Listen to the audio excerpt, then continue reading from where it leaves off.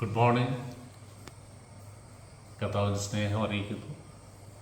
നമ്മൾ ഗലാത്യർ 5:16 വായിച്ചത്. നിങ്ങളോട് ഞാൻ പറയുന്നു, ആത്മാവിൻ്റെ പ്രേരണ അനുസരിച്ച് വ്യാപരിക്കുവിൻ എന്ന് പറഞ്ഞാൽ, വ്യാപരിക്കുക എന്ന് പറഞ്ഞാൽ നമ്മൾ മുമ്പോട്ട് പോകുന്നു, നമ്മൾ കാര്യങ്ങൾ ചെയ്യുന്നത് പരിശുദ്ധാത്മാവിൻ്റെ ലീഡിങ്ങിലും ഗൈഡൻസിലും ഓരോ കാര്യങ്ങളും ചെയ്യുവിൻ. ജഡമോഹങ്ങളെ ഒരിക്കലും തൃപ്തിപ്പെടുത്തരുത്. അപ്പോൾ നമ്മളിപ്പോൾ ഒരാളുമായിട്ട് ഒരു വഴിയിൽ നമ്മൾ വണ്ടി ഓടിക്കുമ്പോൾ നമ്മുടെ മിസ്റ്റേക്ക് കൊണ്ടോ അല്ലെങ്കിൽ വേറൊരാളുടെ മിസ്റ്റേക്ക് കൊണ്ടോ നമുക്കൊരു എന്തെങ്കിലും ഒരു പറ്റി, അവർ നമ്മൾ രണ്ട് ചീത്ത വിളിച്ചു. ആക്ച്വലി നമ്മളെന്താ ചെയ്യേണ്ടത്? നമ്മൾ തിരിച്ച് ചീത്ത വിളിക്കുക, അല്ലെങ്കിൽ ഒരു പൊട്ടിയിൽ വെച്ചു കൊടുക്കും, അല്ലേ? അതാണ് ജഡം. അപ്പോൾ നമ്മളതിന് വേണ്ടിയിട്ട് അങ്ങോട്ട് എഴുന്നേറ്റ് ഒന്ന് പിന്നെ രണ്ട് പറഞ്ഞിട്ടുള്ളൂ എന്ന് പറയുമ്പോൾ പരിശുദ്ധാത്മാവ് നമ്മളോട് സംസാരിക്കും. No, you are a child of God. ക്രിസ്തു അതിൻ്റെ മാതൃക. ക്രിസ്തു തന്നെ അടിച്ചവരോടോ മുഖത്ത് തുപ്പിയവരോടോ ഒന്നും ചെയ്തില്ല. ചെയ്യാൻ കഴിവില്ലാഞ്ഞിട്ടല്ല കേട്ടോ, ബലഹീനത കൊണ്ടായിരിക്കരുത് കേട്ടോ. വീക്ക്നെസ് എന്ന് പറയുന്നത് നമുക്ക് ശക്തിയുണ്ട്, പക്ഷേ വേണ്ട, കൺട്രോൾ ചെയ്യുക. അപ്പോൾ പരിശുദ്ധാത്മാവ് പറയും, U are a child of God. ക്ഷമിക്കുക, സൗമ്യത കാണിക്കുക. അപ്പോൾ ജഡം പറയുന്നു, പ്രതികരിക്കുക. അപ്പോൾ ആത്മാവിൻ്റെ ശബ്ദം കേൾക്കണം. എന്താ? കർത്താവിൻ്റെ സ്വഭാവം. കർത്താവായിട്ട് എന്ത് ചെയ്തേനെ? ക്ഷമിച്ചേനെ. ഓക്കെ, അതാണ് പറയുന്നത്. ആത്മാവിൻ്റെ പ്രേരണ അനുസരിച്ച് വ്യാപരിക്കുകയും ജഡമോഹങ്ങളെ ഒരിക്കലും തൃപ്തിപ്പെടുത്തരുത്. കാരണം ജഡം പറയും, പറ നിനക്ക് പറയാമല്ലോ, ഇവിടെ മുഴുവൻ നിൻ്റെ ആൾക്കാരാ, നിനക്ക് പേടിക്കേണ്ട കാര്യമില്ല, നിനക്ക് അവനേക്കാൾ ആരോഗ്യം, രണ്ട് പൊട്ടിന് കൊടുക്കുക, അവനാരാ? ജഡം ഇങ്ങനെ പറഞ്ഞുകൊണ്ടിരിക്കും. പക്ഷെ പരിശുദ്ധം പറയും, U are a child of God. ഈ ഒരു ദൈവമില്ല. സാറിന് മനുഷ്യൻ സംസാരിക്കുന്ന പോലെ സംസാരിക്കും. ശരിയാണ്, പറയുമ്പോൾ നിനക്കൊരു തൃപ്തിയാണ്. രണ്ട് വർത്തമാനം പറഞ്ഞു കഴിയുമ്പോൾ ഭയങ്കര തൃപ്തിയാണ്. ചില ആൾക്കാരെ നമുക്ക് കാണുമ്പോൾ അറിയാം. പക്ഷെ ആത്മാവ് പറയുന്നു, പറയരുത്. ഓക്കെ, അപ്പം ജഡമോഹങ്ങൾ ഒരിക്കലും തൃപ്തിപ്പെടുത്തരുത്. എന്തെന്നാൽ ജഡമോഹങ്ങൾ ആത്മാവിനെതിരാണ്. ഇപ്പം രണ്ടും രണ്ടാ കേട്ടോ, ജഡവും ആത്മാവും. ജഡം എന്ന് പറയുന്നത് പരിശുദ്ധാത്മാവില്ലാത്ത നമ്മുടെ ദേഹവും ദേഹിയും കൂടെ ചേരുന്നു കേട്ടോ. അല്ല നമ്മുടെ ഈ ഫ്ലഷ് മാത്രമല്ല, flesh and the soul, but holy spirit. അതാണ് ജഡം എന്ന് പറയുന്നത്. നമ്മുടെ ബുദ്ധി, ഈ ലോകത്തിൽ നമുക്ക് കിട്ടിയേക്കുന്ന അറിവ്, അല്ലെങ്കിൽ എക്സ്പീരിയൻസസ്, അല്ലെങ്കിൽ നമ്മുടെ വിചാരങ്ങൾ, ഇതെല്ലാം ജഡത്തിൻ്റെ ഭാഗം. എന്തെന്നാൽ ജഡത്തിൻ്റെ മോഹങ്ങൾ ആത്മാവിനെതിരാണ്, പരിശുദ്ധാത്മാവിനെതിരാണ്. ആത്മാവിൻ്റെ അഭിലാഷങ്ങൾ ജഡത്തിനും എതിരാണ്, അല്ലേ? അതല്ലേ റോമർ 7 പൗലോസ് പറയുന്നത്, ആഗ്രഹിക്കുന്ന നന്മയല്ല ഞാൻ ചെയ്യുന്നത്, ആഗ്രഹിക്കാത്ത തിന്മയാണ്. കാരണം എൻ്റെ ഉള്ളിൽ എനിക്കറിയാം നന്മ ചെയ്യണമെന്ന്, പക്ഷേ പറ്റുന്നില്ല. അവ പരസ്പരം എതിർക്കുന്നത് നിമിത്തം ആഗ്രഹിക്കുന്നത് പ്രവർത്തിക്കാൻ നിങ്ങൾക്ക് സാധിക്കാതെ വരുന്നു.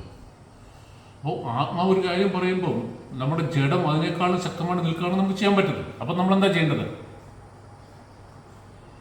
അതാ വചനം പറഞ്ഞത്, ആത്മാവിനാൽ ജഡത്തിൻ്റെ പ്രവൃത്തികളെ മരിപ്പിക്കാൻ പറഞ്ഞു. യോഗ കൊണ്ടല്ല, അല്ലെ ഡീപ് ബ്രത്ത് എടുത്തിട്ടല്ല, 5 മിനിറ്റ് നിൽക്കുമ്പോൾ അല്ലെ 2 മിനിറ്റ് നിൽക്കുമ്പോൾ നമ്മൾ ദേഷ്യം പോകുന്നില്ല. ആത്മാവിനാൽ എന്ന് പറഞ്ഞാൽ പരിശുദ്ധാത്മാവ് ആഗ്രഹം തരും ആദ്യമേ. You are not suppose to do like that. ദൈവത്തിൽ അങ്ങനെയല്ല. 2, അത് ഓക്കം ചെയ്യാനുള്ള ശക്തി തരും, അല്ലെങ്കിൽ ക്ഷമിക്കാനും അല്ല ആത്മസമയം പാലിക്കാനുള്ള ശക്തി, അല്ലെങ്കിൽ അത് പരിശുദ്ധാത്മാവിൻ്റെ ഒരു ഫലമാണ്, ആത്മനിയന്ത്രണം. അപ്പോൾ പരസ്പരം എതിർക്കുന്നത് ആഗ്രഹിക്കുന്ന പ്രവർത്തിക്കാൻ നിങ്ങൾക്ക് സാധിക്കാതെ വരുന്നു. ആത്മാവ് നിങ്ങളെ നയിക്കുന്നെങ്കിൽ നിങ്ങൾ നിയമത്തിൻ്റെ കീഴിലല്ല. അപ്പോൾ പരിശുദ്ധാത്മാവിനല്ലാണ് നമ്മൾ നടത്തപ്പെടുന്നതെങ്കിൽ നമ്മൾ ന്യായപ്രമാണത്തിൻ്റെ കീഴിലല്ല. നമ്മൾ നേരത്തെ കേട്ടതാണ്.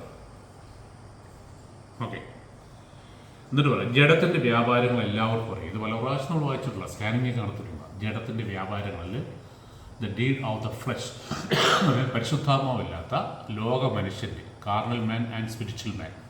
കാർണൽ മാൻ എന്ന് പറഞ്ഞാൽ ലോക മനുഷ്യൻ, പരിശുദ്ധാത്മാവില്ലാത്ത. സ്പിരിച്വൽ മാൻ എന്ന് പറയുന്നത് പരിശുദ്ധാത്മാവുള്ളവർ. അപ്പോൾ പരിശുദ്ധാത്മാവില്ലാത്ത ജഡത്തിൻ്റെ വ്യാപാരങ്ങൾ ഞാൻ വായിക്കുകയാണ്. ആത്മീയരെന്ന് പറയുന്നത് നമ്മുടെ ഉള്ളിൽ ഇതുണ്ടോ എന്നൊന്ന് ചെക്ക് ചെയ്ത് പോകുന്നത് നന്നായിരിക്കും. ഒരു സ്കാനിങ്, ഒരു ചെക്കപ്പ്. ജഡത്തിൻ്റെ വ്യാപാരങ്ങൾ എല്ലാവർക്കും അറിയാം. അവ വ്യഭിചാരം, അശുദ്ധി, ദുർവൃത്തി, വിഗ്രഹാരാധന, ആഭിചാരം എന്ന് പറഞ്ഞാൽ മന്ത്രവാദം, ശത്രുത, പിണക്കം, കലഹം, അസൂയ. വളരെ ശ്രദ്ധിച്ചോണ്ട്, അസൂയൊക്കെ ലിസ്റ്റ് വരുന്ന കേട്ടോ. ഇപ്പോഴും ആരോടെങ്കിലും അതിപ്പം നമ്മളെക്കാളും നന്നായിട്ട് ശുശ്രൂഷിക്കുന്ന അല്ലെങ്കിൽ മിനിസ്റ്റർ ചെയ്യുന്ന ഒരാളാകട്ടെ, അല്ലെങ്കിൽ നമ്മളെക്കാൾ ഫ്രൂട്ട്ഫുള്ളായിട്ട് ദൈവരാജ്യം ചെയ്യുന്ന ഒരാളാകട്ടെ, അവരോട് തോന്നുന്ന അസൂയ, പാപം, ജഡത്തിൻ്റെ. കോപം, മാത്സര്യം, കോമ്പറ്റീഷൻ, അവരെക്കാൾ മെച്ചമാകണം, എൻ്റെ മക്കൾ അവരെക്കാൾ ഉയർന്നു നിൽക്കണം. ഭിന്നത, ഈ തന്നിൽ തെറ്റിക്കുക, ആൾക്കാരെ തമ്മിൽ തെറ്റിക്കുക, നല്ല ക്ലോസ് ആയിട്ടിരിക്കുന്ന രണ്ട് വ്യക്തികളുടെ ഇടയ്ക്കോട്ട് പിടിച്ച് കിട്ടുന്ന പോലെ ചില വ്യക്തികളില്ല, ഇവരെ അകറ്റും. വിഭാഗീയ ചിന്ത എന്ന് പറഞ്ഞു കഴിഞ്ഞാൽ രക്ഷിക്കപ്പെട്ടതിന് ശേഷവും ഒരു സഭയിലായതിനു ശേഷവും നമ്മുടെ ആൾക്കാരെ, ഞാൻ പറഞ്ഞ എല്ലാവർക്കും മനസ്സിലാക്കുന്നുണ്ട്, ഞാൻ ഏത് ബാക്ക്ഗ്രൗണ്ടിൽ നിന്ന് വന്നോ ആ ബാക്ക്ഗ്രൗണ്ടിലുള്ള ആൾക്കാരോട് കാണുമ്പോൾ എനിക്കൊരു പ്രത്യേക സന്തോഷം, അവരോടൊരു പ്രത്യേക കരുതില്ല, അവരെ കെട്ടിപ്പിടിക്കാൻ എനിക്ക് കൂടുതൽ സന്തോഷം. വിഭാഗീയ ചിന്ത, വിദ്വേഷം, മദ്യപാനം, മധുരോത്സവം എന്ന് പറയുന്നത് ഈ വൈൽഡ് പാർട്ടീസ്, അതൊക്കെ കള്ളും കഞ്ചാവും പാട്ടും ഡാൻസും എല്ലാം ഉള്ള വൈൽഡ് പാർട്ടീസ്. ഇവയും ഈ ദൃശ്യമായ മറ്റു പ്രവൃത്തികൾ, ഇനി ഇതുമായിട്ട് അല്ലെങ്കിൽ ഇതുമായിട്ട് റിലേറ്റഡ് ആയിട്ടുള്ള മറ്റ് പല കാര്യങ്ങളാണ് ജഡത്തിൻ്റെ പ്രവൃത്തികൾ. എന്നിട്ട് പറഞ്ഞു, ഇത്തരം പ്രവൃത്തികളിൽ ഏർപ്പെടുന്നവർ ദൈവരാജ്യം അവകാശപ്പെടുത്തുകയിൽ നിന്ന് മുമ്പ് ഞാൻ നിങ്ങൾക്ക് നൽകിയ താക്കീത് ഇപ്പോഴും ആവർത്തിക്കുന്നു. അപ്പോൾ ഒരു ദൈവത്തിന് ശേഷം ഇത് കണ്ടിന്യൂ ആണെങ്കിലോ അവരോടെ. അപ്പം നമ്മുടെ ജീവിതത്തിൽ നമ്മൾ പരിശോധിക്കണം കേട്ടോ. നമ്മൾ വീണ്ടും ജന്മം പ്രാപിച്ചു, പരിശുദ്ധാത്മാവിനാൽ നിറഞ്ഞു, പരിശുദ്ധാത്മാവിൻ്റെ സഹായത്തോടെ നടക്കുന്നെന്ന് പറയുന്നുണ്ടെങ്കിൽ ഈ പ്രവൃത്തികൾ നമ്മളുണ്ടോ ഉണ്ടെങ്കിൽ ഡീൽ ചെയ്യണം. മാനസാന്തരപ്പെടണം. പരിശുദ്ധാത്മാവ് പറഞ്ഞു, പരിശുദ്ധാത്മാവേ എൻ്റെ ഈ സ്വഭാവത്തിന് മാറ്റുള്ളൂ, എന്നെ സഹായിക്കുക. ബാക്കി അടുത്ത എപ്പിസോഡ്.